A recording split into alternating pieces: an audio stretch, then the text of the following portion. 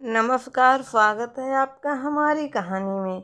नहीं माफ़ा, मुझे ये ब्याह नहीं करना है। ये विवाह मेरे जीवन की खुशी नहीं है, मेरे जीवन की बर्बादी है। जिस इंसान से विवाह करने के लिए आप कह रही हैं, वह पहले ही शादीशुदा है। उसकी पत्नी उसके साथ उसी घर में रहती है, तो फिर माफ़ा मेरा उससे विवाह कैसे हो सकता है? माफ़ा, आप समझने की कोशिश करो। मैं कभी भी इस विवाह से सुखी नहीं रह पाऊंगी, ये आप भी जानती हो।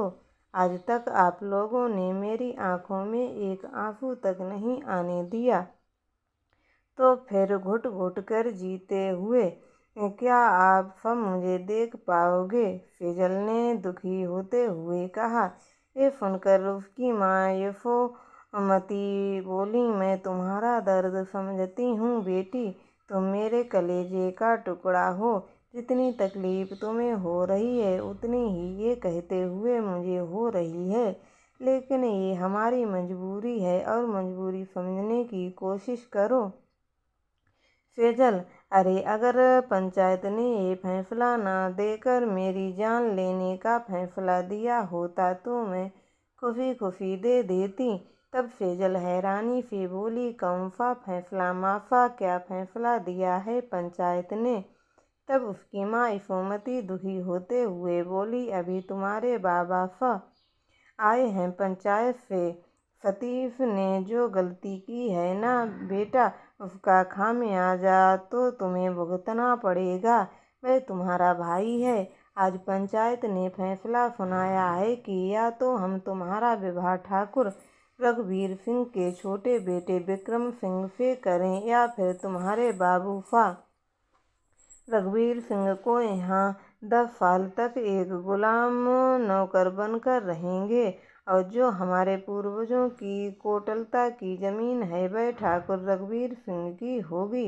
बेटा, तुम्हारे बाबू के लिए, हमारे लिए, सबके लिए इस खानदान की इज्जत सबसे ज़्यादा ज़रूरी है।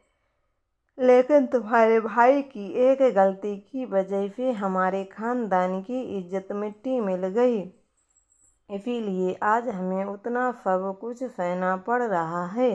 बेटा, जितना खानदान की इज्जत पर कीचड़ रघुवीर सिंह के उछला है, उतना ही हमारे खानदान पर भी उछला है।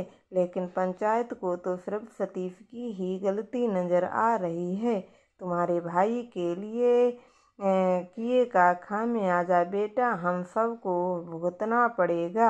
अब तुम सोच लो कि तुम्हें ये विवाह करना है या फिर तुम्हारे बाबू ठाकुर रघुवीर के यहाँ 10 साल तक गुलामी करें और उस जमीन को ठाकुर रघुवीर सिंह को दे दें, जिसके लिए हमारे पूर्वजों ने कितनी जानें गंवा दी। बेटा, तुम्हारे बाबू की इज्जत पर और आँच ना आए, वह ऐसा कुछ करें उससे पहले तो मैं अपनी जान देना पसंद करूंगी, क्योंकि मैं अपनी आंखों के सामने तुम्हारे बाबू ठाकुर रुद्र प्रताप किसी के सामने झुके ये मैं कभी नहीं सहन कर पाऊंगी।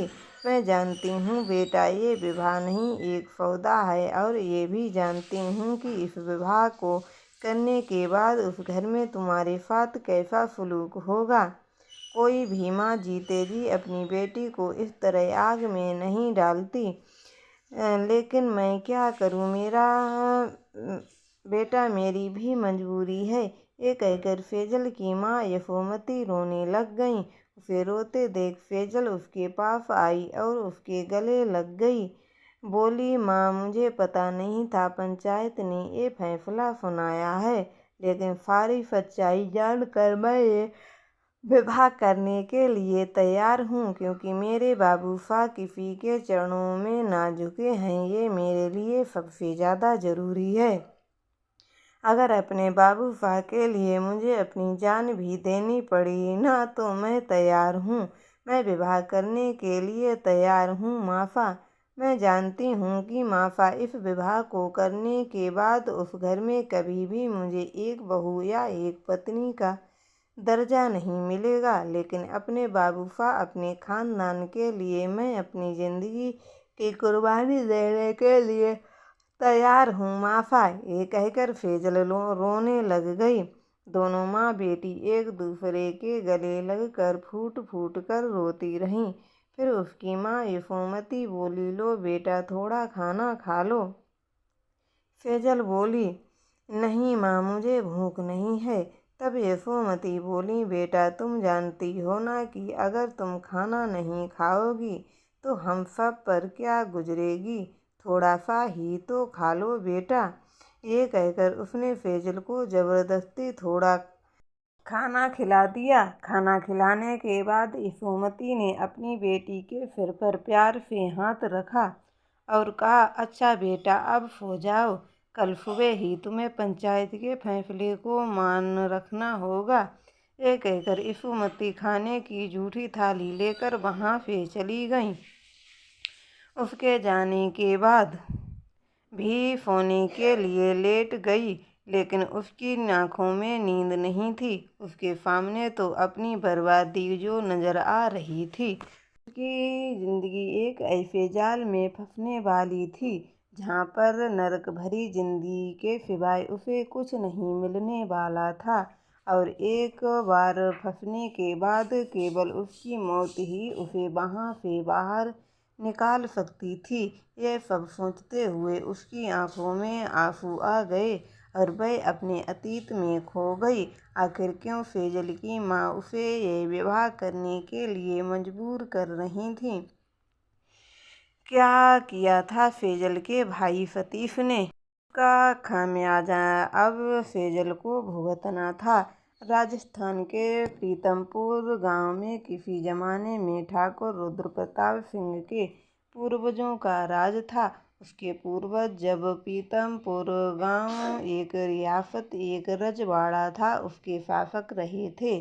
भारत आज़ाद होने के बाद चाहे उनके यहाँ राजघाट नहीं रहा, लेकिन फिर भी प्रीतमपुर गांव के सारे निवासी ठाकुर रुद्र प्रताप को अपना अन्नदाता व सब कुछ मानते थे।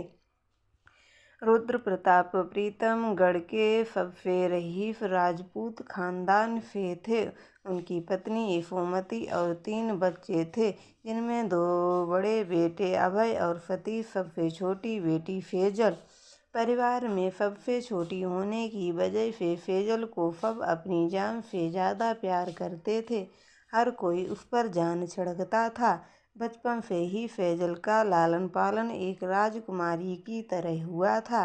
उसके मुंह खोलने से पहले ही उसकी हर ख्वाहिश पूरी कर दी जाती थी। फेजल की आंखों में किसी कारणवश आंसू आए, ये भी ठाकुर रुद्र प्रताप और यशोमती को मंजूर नहीं था।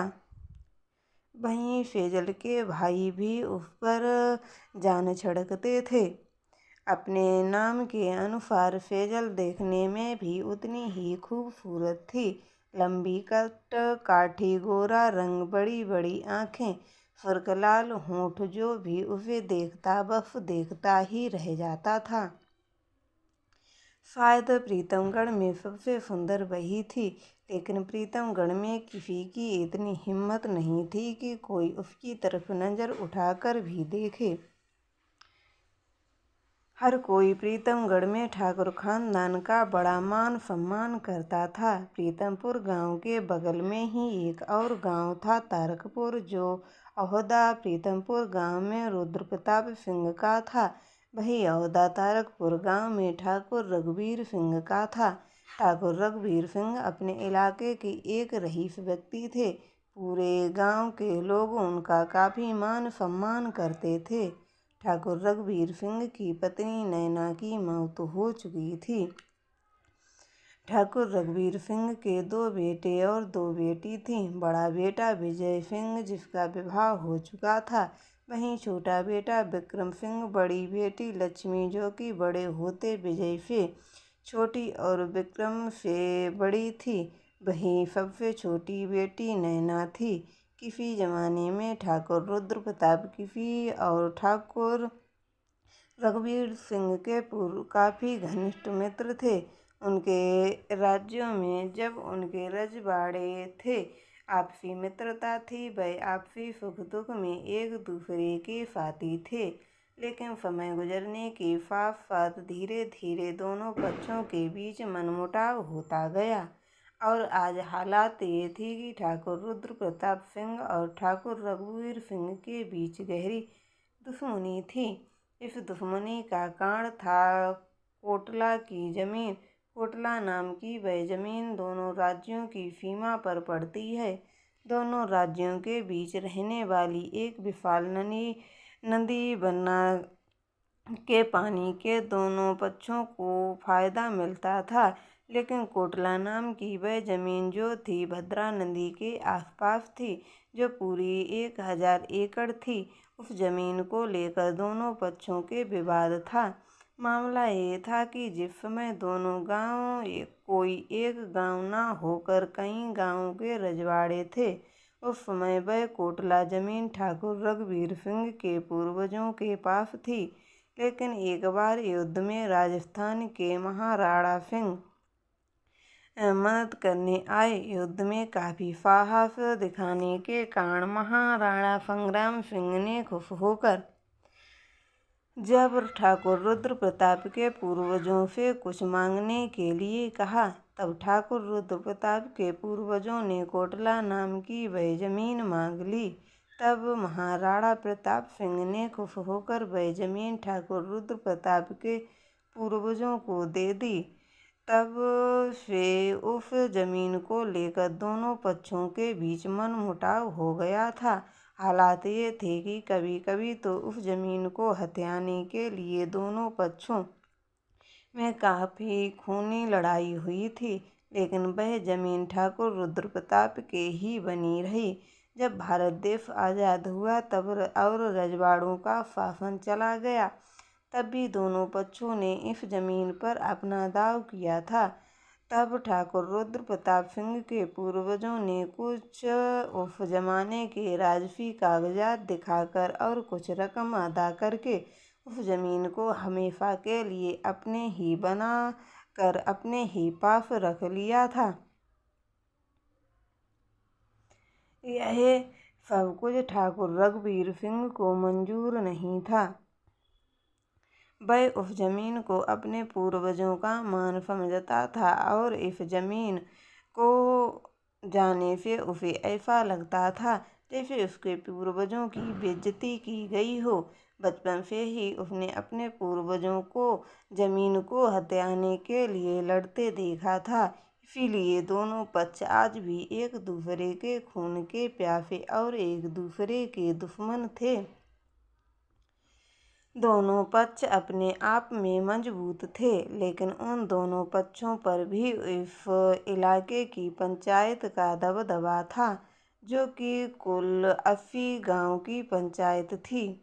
जब गांव में कोई और मामला घटित होता तब ठाकुर रघुवीर सिंह और ठाकुर रुद्र प्रताप सिंह अपने अपने गांव के मुखिया होते, लेकिन जब अन्य गांवों में संबंधित कोई मामला घटित होता तो 80 गांव की पंचायत बुलाई जाती और जिन गांव में से संबंधित मामला होता उनके सरपंच उनके मुखिया को इस मामले से अलग करके फिर बाकी के गांव के पंच सरपंच आपस में सलाह मशवरा किया करते और पंचायत जो फैसला आपस में मिलाकर बांटकर करती सबको मंजूर होता था।